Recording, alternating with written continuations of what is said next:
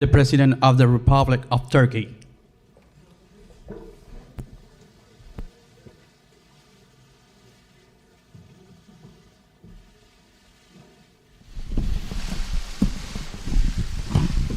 Thank you very much, everybody. Please. I want to begin by welcoming the First Lady with us today and the First Lady of Turkey. Thank you very much for being here. This is a great honor to have you. And we had a wonderful and very productive meeting. Before we start, I would like to thank President Erdogan for releasing detainee Serkan Golge, who was in detention, in different forms of detention, and I appreciate that very much. That was a very nice tribute, and he'll be coming back at some point in the not-too-distant future. So that's very good news for the United States and also very good news for Turkey. Turkey, as everyone knows, is a great NATO ally and a strategic partner of the United States around the world. Our economic relationship has tremendous potential and continues to expand and to grow. Direct engagement and diplomacy between our nations are essential to ensuring a future of peace and prosperity and promise for our citizens. Over the course of the day, President Erdogan and I had a frank and productive conversation on a range of very important topics. Among those topics we discussed was the situation in Syria.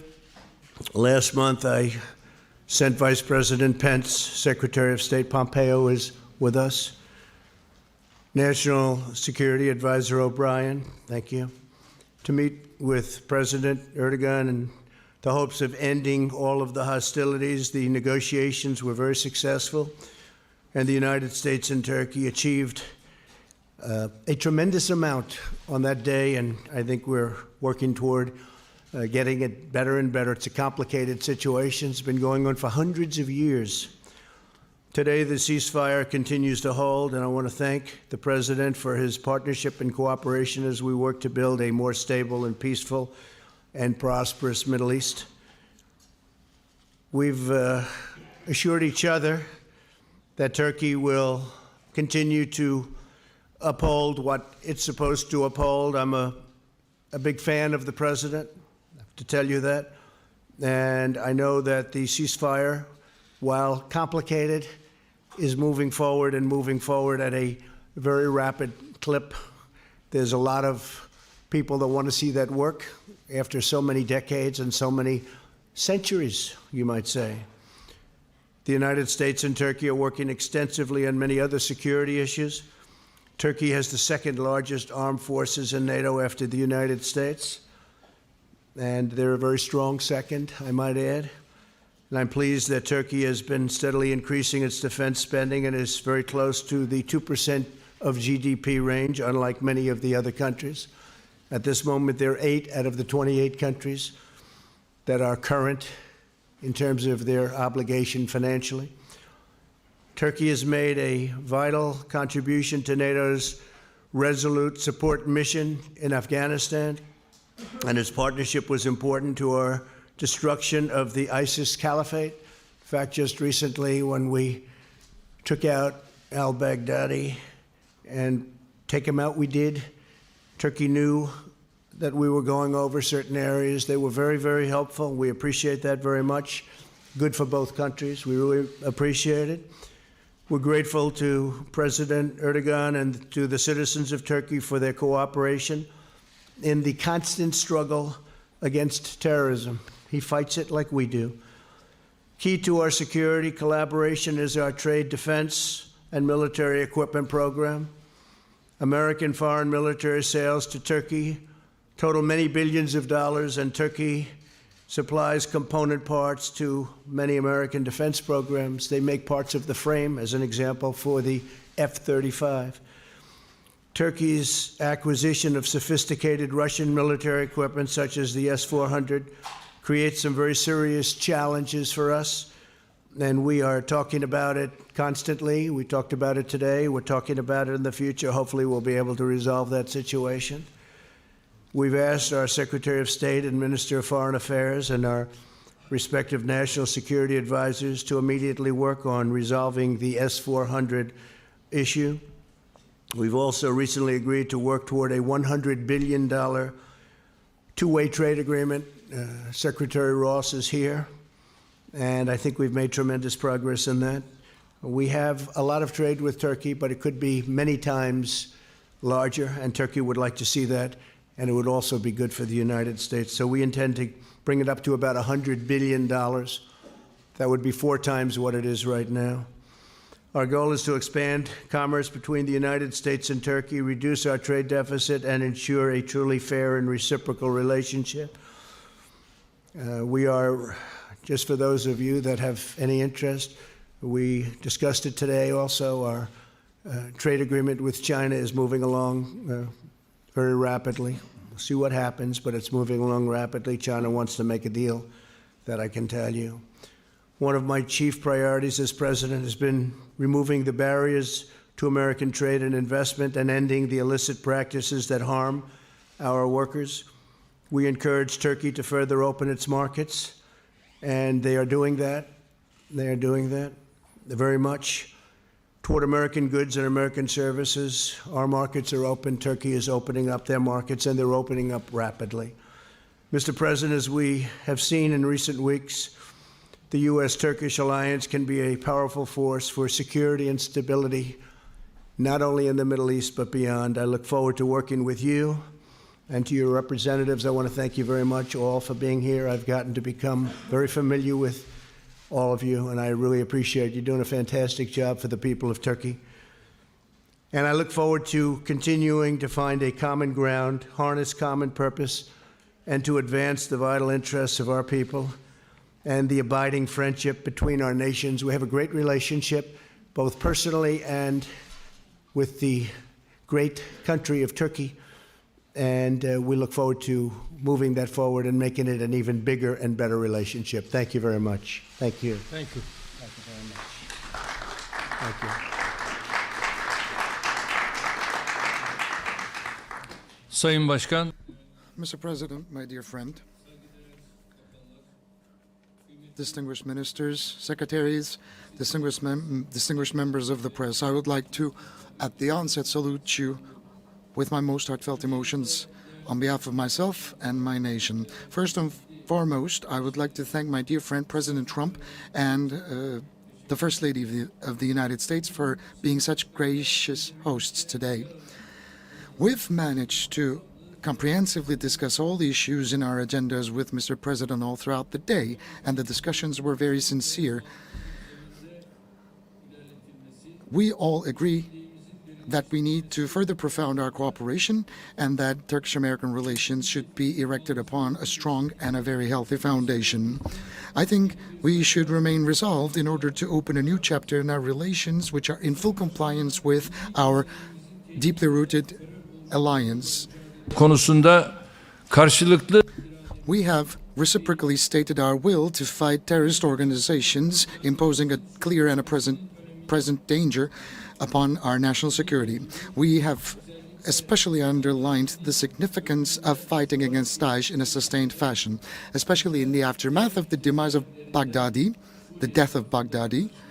We have detained several prisoners trying to flee the prisons in Syria and come to Turkey, and we currently have more than 200 Daesh terrorists who have been incarcerated.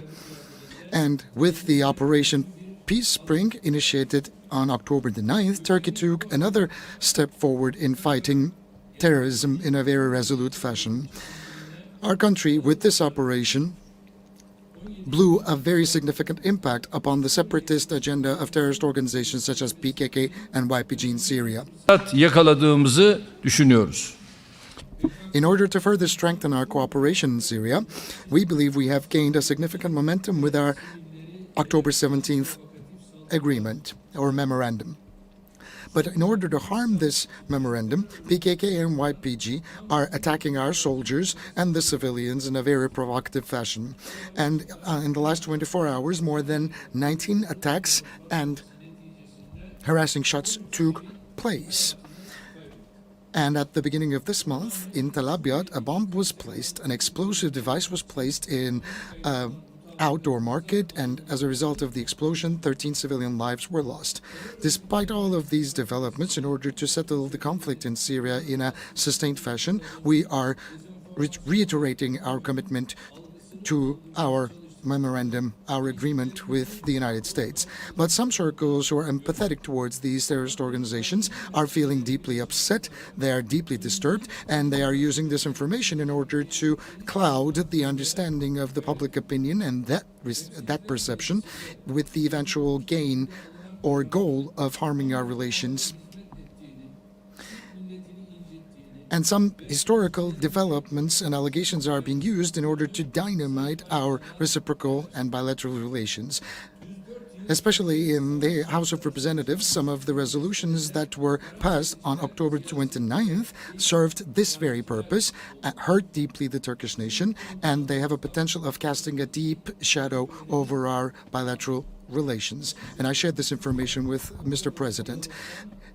The decision makers in an incident that took place about 104 years ago should not be politicians, but historians. We have nothing to hide, and we have a full self-esteem in that regard. But I need to state very clearly that we are, as Turkey, on the side of dialogue and open discussion and debate.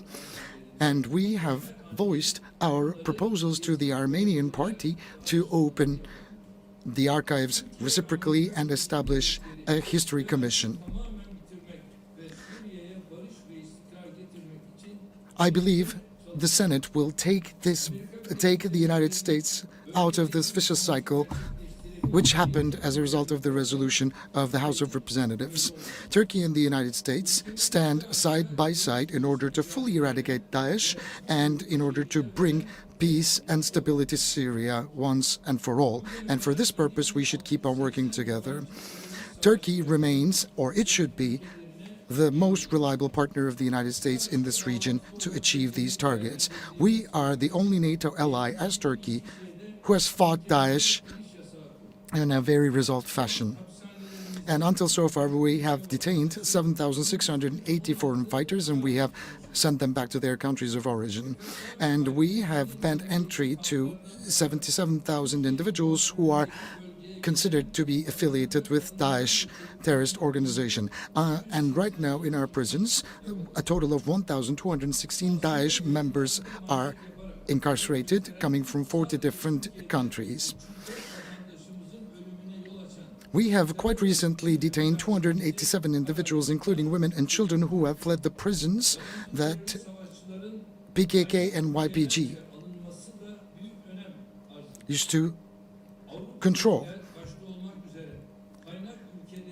Our country is being showcased as a target, and this terrorist organization caused 304 Turkish citizens to die, and against which we are going to keep on fighting. And it's very important to understand that the foreign fighters should be accepted by the countries of origin. And we have the same understanding with President Trump in order to convince the countries of origin to do this. Distinguished ladies and gentlemen, we have a borderline of 911 kilometers with Syria. And when the war broke out 9 years ago, we were the ones at the forefront impacted heavily, and maybe the most. Currently, we have 3,650,000 Syrian refugees and a total of more than 4 million refugees. And we have spent about $40 billion, even beyond that, for these refugees in our country. And until so far, Europe only sent 3 billion euros despite a higher pledge through our NGOs. And similarly, we are providing sustained humanitarian aid to more than 3 million people living on the Syrian territory. Back in the year 2015, At the G20 Antalya summit, I launched an appeal in order to establish a safe zone in Syria. But because of the delay, tens of thousands of civilian lives were lost. This problem cannot continue forever and ever. Previously, with our Operation Euphrates Shield and Operation Olive Branch, we have managed to clear an area of 4,000 square kilometers of terrorist presence. And I agree with the proposals of the President. It's very important to realize our goals. I said Operation Euphrates Shield and Operation Olive Branch, and through these operations, we've managed to repatriate 365,000 Syrians back to their motherlands, especially in Jarablus. And thanks to the Operation Peace Spring, we have secured many towns and many villages, and the rightful settlers are going back. We have shared our projects with President Trump and our several plans for the safe zone, and with the support of the United Nations and international community, we can repatriate many more Syrian refugees in the northern part of Syria. We're talking about an area of 444 kilometers in length and 32 kilometers in depth.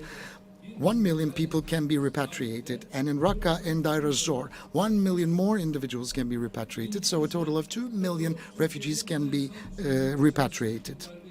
Ladies and gentlemen, as you know, the Fethullahist terrorist organization known as FETÖ attempted to destroy the constitutional order of Turkey with a failed coup attempt, and it is a terrorist organization behind this failed coup.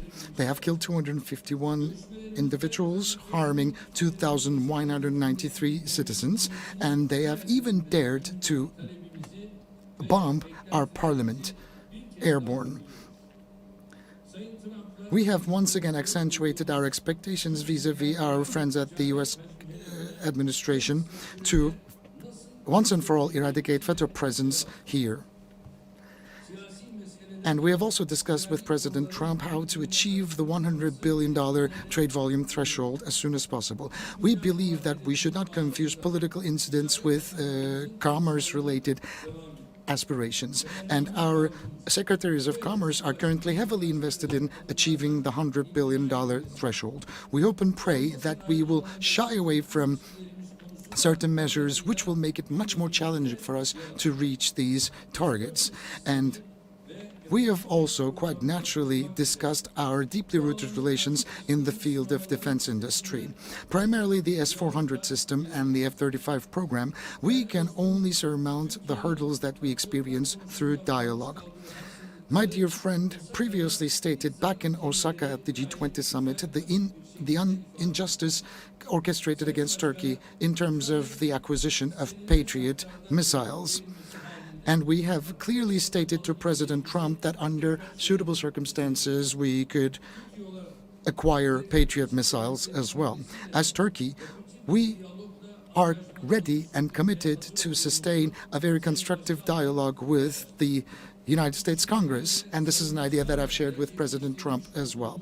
So with these thoughts in mind, I hope and pray that our discussions and deliberations all throughout the day with President Trump will yield the most auspicious results. I would like to take this opportunity to thank President Trump for their kind invitation and for being such gracious hosts all throughout the day. On behalf of my personal self, on behalf of my delegation, I would like to thank you. Well, thank you very much, Mr. President. And I called up the Senate. I asked a couple of our senators, and we really ended up with 5, and others wanting to come, and we'll keep them apprised. But some of them joined us. They happen to be here. Senator Jim Risch, thank you, Jim, very much. Ted Cruz, thank you very much. Lindsey Graham, Lindsey, thank you. And Rick Scott, thank you, Rick, very much. Joni is here, Joni Ernst, someplace. These are people that want to see peace in the Middle East, and I thought it would be appropriate to have them come over. And they met with the president, and we had a lot of very frank discussion. And we're dealing with a very big subject, a complex subject. It's been going on for centuries in many cases, but we're making a lot of progress, tremendous progress in the Middle East. Okay, a couple of questions. Go ahead. OAN, go ahead. Thank you, Mr. President. Thank you. First, I'd like to just start out getting your general reaction today to the impeachment hearings on the Hill. Do you feel that Democrats made their case, and how did you feel about the Republican performance? You're talking about the witch hunt? Is that what you mean? Is that what you're talking about? I hear it's a joke. I haven't watched for 1 minute because I've been with the president, which is much more important as far as I'm concerned. This is a sham and shouldn't be allowed. It was a situation that was caused by people that shouldn't have allowed it to happen. I want to find out who is the whistleblower, because the whistleblower gave a lot of very incorrect information, including my call with the president of Ukraine, which was a perfect call and highly appropriate. And he wrote something that was much different than the fact. I want to find out why the IG, why would he have presented that, when in fact all he had to do is check the call itself and he would have seen it. I'm going to be releasing, I think on Thursday, a second call, which actually was the first of the two, and you'll make a determination as to what you think there. But I've heard just a report. They said it's all third-hand information, nothing direct at all. It can't be direct because I never said it. And all they have to do is look very, very simply at the transcript. If you read the transcript, this was analyzed by great lawyers. This was analyzed by Greg Jarrett. It was analyzed by Mark Levin. It was analyzed by everybody. They said this statement that I made, the whole call that I made with the president of Ukraine, was a perfect one. So that this country gets put through that we have to waste this gentleman's time by even thinking about it, talking about it. I'd much rather focus on peace in the Middle East. And I hear that it's a hoax, and it's being played as a hoax. That's what I hear, but you'll have to tell me. Go ahead. Then, if I may, on Syria and peace in the Middle East, President Erdogan talked about repatriating Syrian refugees back to their homeland. Have you had those discussions with European leaders, since there are so many Syrian refugees? No, I think that, frankly, Europe should be paying for this to a large extent. As of this moment, Turkey's been paying for most of it. I think the president was saying today they've spent over $40 billion on the cost of that. 40 billion. How much? 30 million. 40. That's what I said. Whatever. He spent a lot. Okay. They're throwing out all these different numbers. I heard it was $40 billion. How was that? 40 billion, correct? So $40 billion. And I've heard that number from others, and that's a lot. Europe has contributed about 3, and a lot of these people would go all throughout Europe. I mean, it would be a devastating situation for Europe because he's got 4 million people. He has a lot of Kurds, too, that they're helping and taking care of. So I have spoken to Europe about it. I think they should help us with ISIS because many of them left France, and they left Germany, and they left UK. They left different countries. And these countries should help us because if they ever did get released, which we won't be doing, but if they ever did get released, that's where they want to go. They want to go back to France and Germany and UK and all of those other countries that are not helping us. I gave them the option, would you like to have them back? And intelligently they said, no, thank you. But that's not right and it's not fair. I can tell you also that Turkey captured when some escaped during the conflict, when they had the heavy shooting. And I mean, I think I know how they happened to escape, but it's one of those things. Doesn't matter because Turkey captured everybody that escaped plus an additional group. When we took over, when I became president, ISIS was rampant all over the Middle East. And as of about a month ago, I think, Lindsay, we can say that we have now 100% of the caliphate. And they'll always try and grow, but they haven't been able to do that. And what we did last week with al-Baghdadi, who is the absolute founder, leader, set them back. We also got his number 2, and we have our sights on his number 3. So they're not going to be growing too fast. But I will say Turkey's been helping us a lot. So with that, I also have a question for President Erdogan. With what you're calling a realignment along the northern Syria border, a lot of Christians in that region are feeling very vulnerable. Groups on the ground are saying that attacks on Christians have increased under this new policy. and that they're not feeling safe any longer. Can you guarantee that the Turkish government will also protect Christians in that region? In fact, there was an attack on an Armenian priest who died, he and his father, this week. ISIS is claiming responsibility. Çok teşekkür. Thank you. Thank you. On the contrary, Kaldani, Yazidi, and Christian minorities is an area where we're especially sensitive about, and we have certain different plans.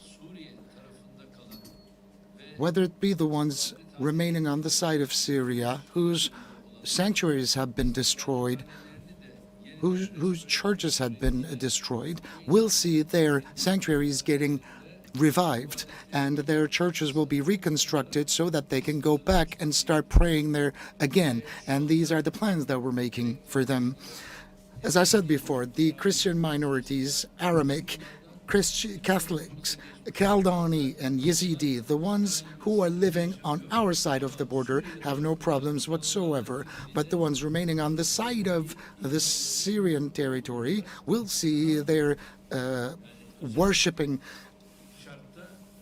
practices restored and revived in a special manner. They are receiving health care, they're receiving humanitarian aid in every aspect possible. Thank you. Thank you very much. Would you like to pick somebody? Evet. Hilal Hanım buyur. A friendly person from Turkey, please. Friendly. Only friendly reporters. We like to see. There aren't too many of them around. Thank you, Mr. President. Thank you. You inherited the burden of Obama's flawed foreign policy, and one of those flaws was allying the U.S. with the U.S. designated terrorist organization, the PKK, and a Syrian offshoot YPG. You are trying to mend the damage that it did to U.S.-Turkey relations. However, you also invited the ringleader of YPG to the White House. His code name Mazlum Kobane, and he is responsible for at least 18 terrorist attacks in Turkey, which caused the death of 164 soldiers and 48 civilians. So after today's meeting, do you still think of inviting him to the White House, which will be very offensive and hurtful for the Turkish public? Thank you. Well, I had a very good talk with him. We had a very good recently. And we're working very closely together, and we're also working very closely together with your great president. And a lot of things are happening. A lot of very positive developments are happening. A lot of that is definition. What's your definition of the various groups within the Kurds? You call the Kurds, and then you have various groups, and some like them and some don't. But I think we've made a tremendous we've gained a tremendous amount of momentum and strength and knowledge over the last short period of time. So we'll see what happens. But I will say that the relationship with President Erdogan and Turkey has been outstanding. And, you know, it's a major country with a tremendous military. They're one of our very big purchases of military equipment. They have the finest equipment in the world, which the United States makes. We make by far the best equipment in the world. Turkey understood that a long time ago. So I think a tremendous amount of progress is being made. Okay? Thank you very much. You could ask the president a question now. Same report. You sure you're a reporter? You don't work for Turkey with that question? Okay. I'll be glad to. Sayın Cumhurbaşkanım, özellikle FETÖ mevzusunda. Mr. President, about FETÖ, we are not getting the best of news out of the United States. And the FETÖ office targeting Turkey is extensively invested in their daily works. But I can see certain traces that the US government is ready to understand more about FETÖ. So my question is, how do you perceive the situation developing vis-a-vis the Fethullahist terrorist organization and the American approach to FETÖ in that regard? Can we expect anything further? Yes, thank you. During this current visit, we are going to submit, as we already have actually, a great deal of documents and evidence. And FETÖ is a terrorist organization, and he is the ringleader of this terrorist organization. They have killed 251 people in Turkey. They tried to undertake a coup against the government, the state, and more than 2,000 people have been injured, and the ringleader is living on an area of 400 acres in the United States, running his network all around the globe. And this is something unacceptable. And during this visit, as I've said before, we have introduced an additional array of documents.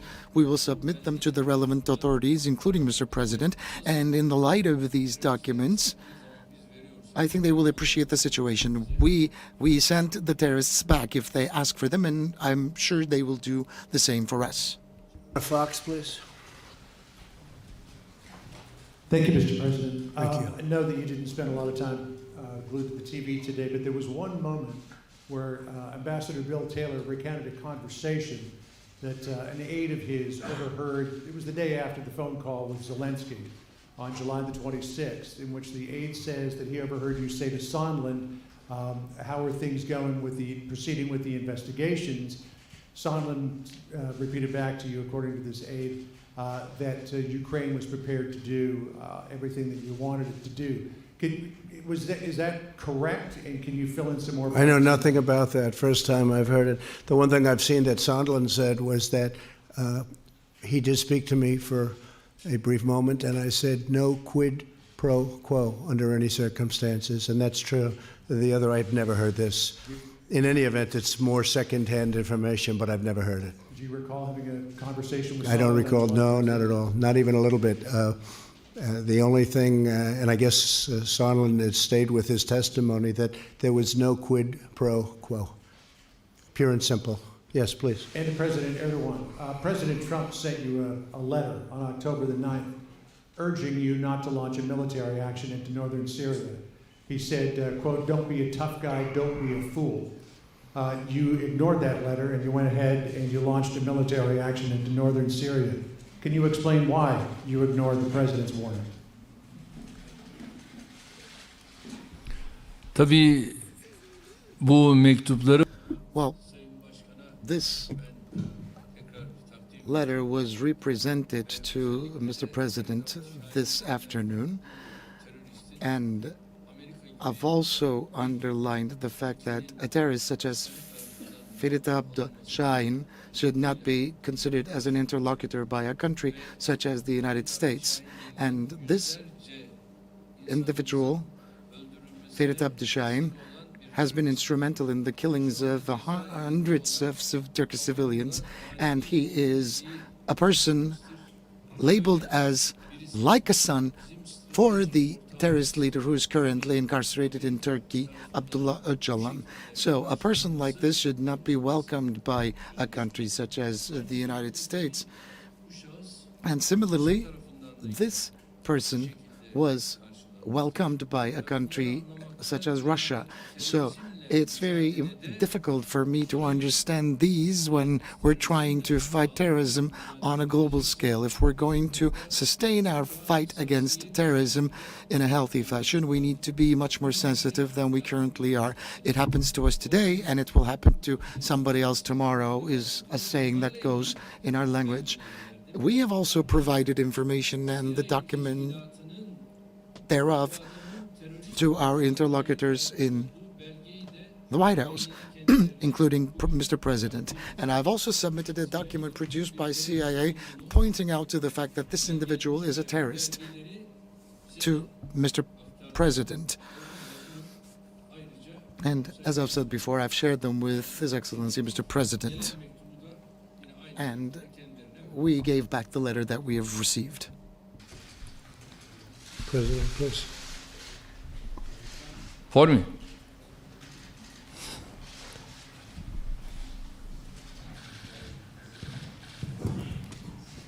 Thank you very much, Mr. Kurd from Kurdistan. Thank you very much, Mr. President, for all you have done for Kurdistan and for Peshmerga in fight against ISIS. Yep. Thank you very much. I appreciate that. My question is, all senators I meet, all of them, I interviewed them, they believe Kurdistan is very unique in the Middle East and protect all minorities.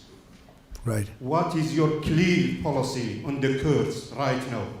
And another question for President Erdogan, why you are not able for negotiation with the Kurds in Syria as Iraqi Kurdistan? Do you think they will be your friends in future? Thank you very much. Thank you very much, Mr. Well, thank you very much. And I will say that we've had a great relationship with the Kurds, and we fought with them very successfully against ISIS. We fought together. We have great generals and we have great equipment, and it certainly helped a lot. But we were very, very successful, and we captured, as I said before, 100%. I was going to, when we were at 97%, I was going to say, well, that sounds pretty high to me.